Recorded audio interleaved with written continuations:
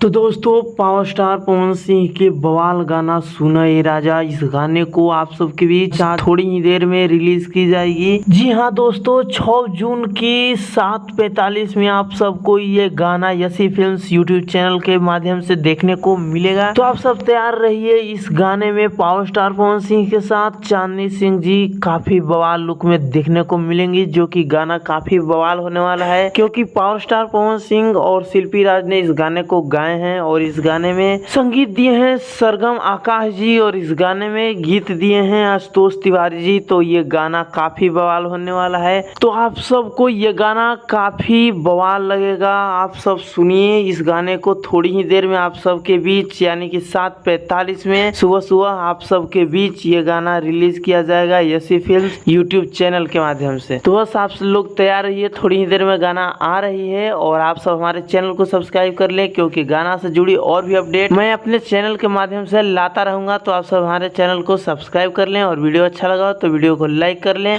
और शेयर करना ना भूलें। धन्यवाद दोस्तों, मिलते हैं अगली वीडियो में।